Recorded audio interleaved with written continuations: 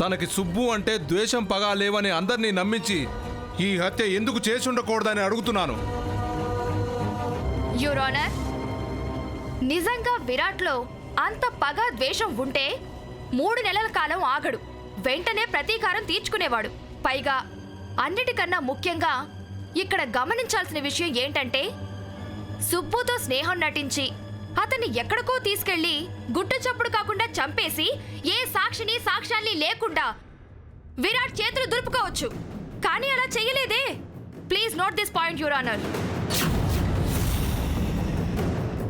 ఇదంతా సుబ్బు తల్లిదండ్రుల ఎదురుగా, కాలేజీ విద్యార్థుల ఎదురుగా, తోటి లెక్చరర్స్ ఎదురుగా, తన పేరెంట్స్ ఎదురుగా, కాలేజీ చైర్మన్ గౌరవనీయులైన ముక్తాదేవి గారి ఎదురుగా, ఇందరి ఎదురుగా వీళ్ళంతా సాక్ష్యం చెప్తారు అని తెలిసి ఈ హత్య చేస్తే రెడ్ హ్యాండెడ్ గా దొరికిపోతానని తెలిసి కూడా ఎందుకు హత్య చేస్తాడు యువర్ ఆనర్?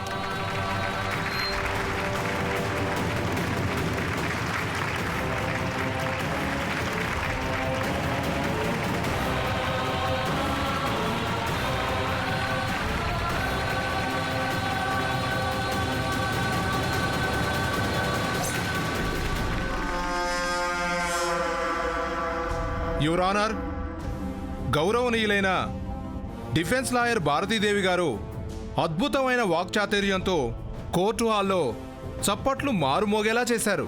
కానీ వాక్చాతుర్యం కన్నా వాస్తవం ముఖ్యం. వాస్తవంగా చెప్పాలంటే విరాట్కి చెల్లెల మీద అంతులేని అభిమానం ఉంది. ఆమెను అల్లరి పెట్టిన వాడి మీద ఏ అన్నకైనా సహజంగా కోపం ఉంటుంది. కానీ విరాట్ కోపం పెంచుకోకుండా పగ పెంచుకున్నాడు. ప్రతీకారం కోసం ఎదురు చూశాడు. అందుకోసం చాలా తెలివిగా అందరి ముందు సుబ్బు మీద అభిమాన వర్షం కురిపించాడు.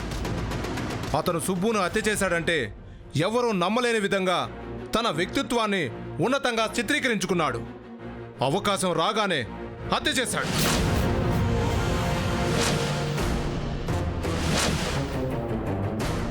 గొడవకి హత్యకి మధ్య 3 నెలలు గడిచిందంటే ఈ 3 నెలలు అతను అవకాశం కోసం ఎదురు చూస్తూ పథకం వేస్తూనే ఉన్నాడు. ఇది ముమ్మాటికి ప్రీ ప్లాన్ మర్డర్ అని చెప్పడానికి ఇంతకన్నా రుజువేం కావాలి యువర్ ఆనర్?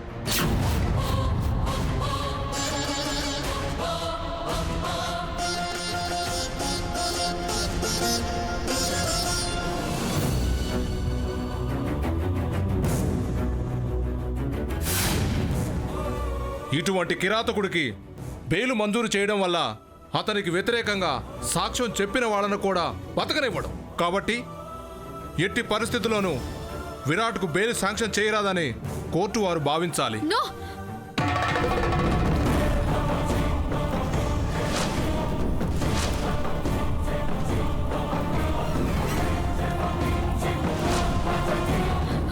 విరాట్ సార్ తప్పు లేదు. విరాట్ సార్ చాలా మంచి వాళ్ళు. సుబ్బుని కావాలని కాల్చలేదు. ఆయన వదిలేయండి.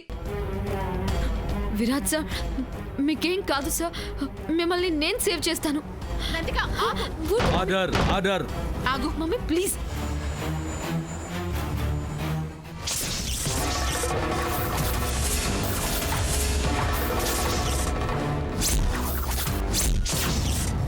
యువర్ ఆనర్, ఈ కేసులో ప్రత్యక్ష సాక్షి, అతి ముఖ్యమైన సాక్షి, రాజా రావ్ బహదూర్ కాలేజ్ చైర్పర్సన్ గౌరవనీయులైన శ్రీమతి ముక్తాదేవి గారి సాక్ష్యాన్ని కూడా కోర్టు వారు ప్రధాన సాక్ష్యంగా భావిస్తారని ఆశిస్తూ ఆవిడని ప్రశ్నించడానికి అనుమతిని కోరుతున్నాను.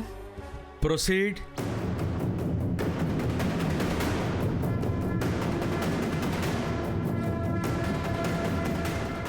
న్యాయమూర్తి గారికి నమస్కారం.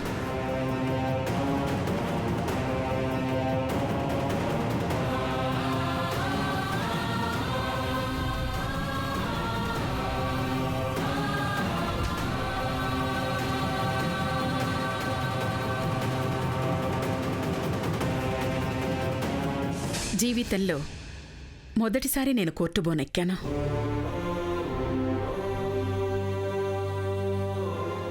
విరాట్ నిరపరాధి అని చెప్పడానికి నా దగ్గర ఎలాంటి సాక్ష్యాలు లేవు. కానీ ప్రతి మనిషికి ఓ అంతరాత్మ అనేది ఉంటుంది. విరాట్ నిరపరాధి అని నా అంతరాత్మ చెబుతోంది.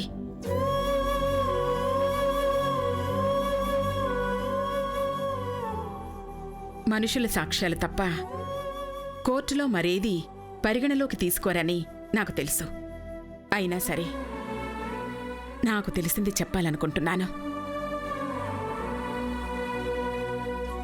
విరాట్ నాకు చాలా కాలం నుంచి తెలుసు. చదువుకున్నవాడు, సభ్యతా సంస్కారం తెలిసినవాడు, వినయ విధేయతలున్నవాడు, ఉన్నత కుటుంబంలో పుట్టినవాడు. అతను ఒక పోస్ట్ గ్రాడ్యుయేట్. కాలేజీ నుంచి కాండక్ట్ సర్టిఫికేట్ తెప్పించి చూశాను. క్లీన్ సర్టిఫికేట్ ఇచ్చారు. మీరు కూడా ఒకసారి పరిశీలిస్తే బావుంటుందని నా ఉద్దేశం.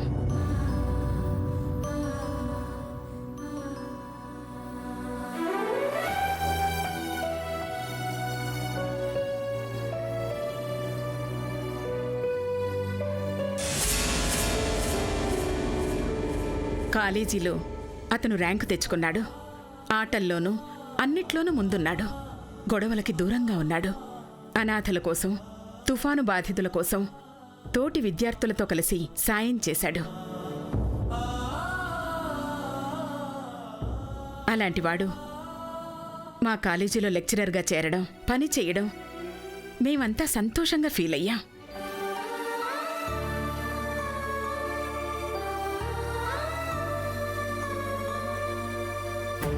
అయితే అతని చేతిలో పేలిన రివాల్వర్ సుబ్బు ప్రాణాలు పోవడానికి కారణమైందనేది మాత్రం నిజం.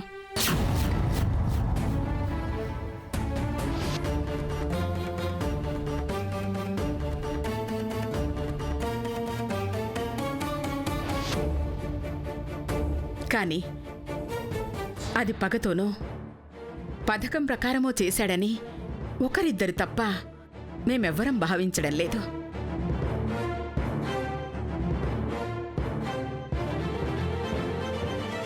సరే, అది నిజమో అబద్ధమో అతను దోషో నిర్దోషో నిరూపించడానికి ఇక్కడ న్యాయశాస్త్రాలు చదివిన న్యాయవాదులున్నారు. వాళ్ళు నిర్ణయిస్తారు. నేను కోరేది ఒక్కటే, అతనేమీ దేశానికి ద్రోహం చేయలేదు, సంఘ విద్రోహులతో చేతులు కలపలేదు. అతని చేతుల మీదుగా ఒక ప్రమాదం జరిగింది. కోర్టులో విచారణ కోసం అతను ప్రతి వాయిదాకి అటెండ్ అయ్యేలా నేను చూసుకుంటాను.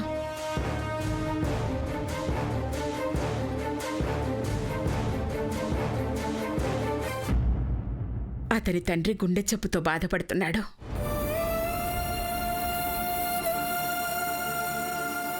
కొడుకు కనీసం కళ్ళెదురుగా ఉంటేనైనా ఆయన త్వరగా కోలుకుంటారు. ఈ కారణంగా మానవతా ధర్మంగా భావించి విరాట్కి బెయిలు మంజూరు చేయవలసిందిగా కోర్టు వారిని అభ్యర్థిస్తున్నాను.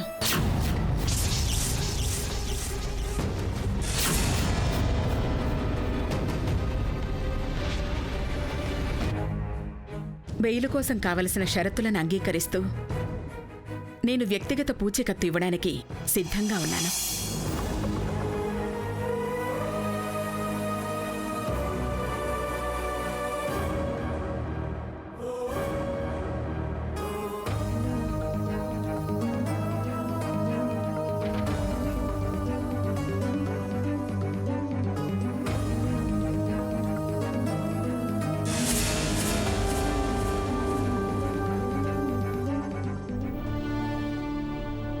నిందితుడి గత చరిత్ర నేర చరిత్ర కాని కారణంగా అతని తండ్రి అనారోగ్యాన్ని దృష్టిలో ఉంచుకొని బేషరతుగా బెయిలు మంజూరు చేయడానికి కోర్టు అంగీకరిస్తుంది.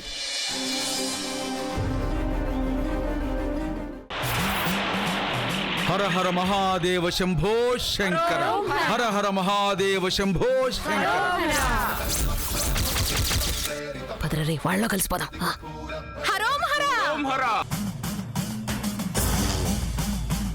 హర హర మహాదేవ శంభో శంకర.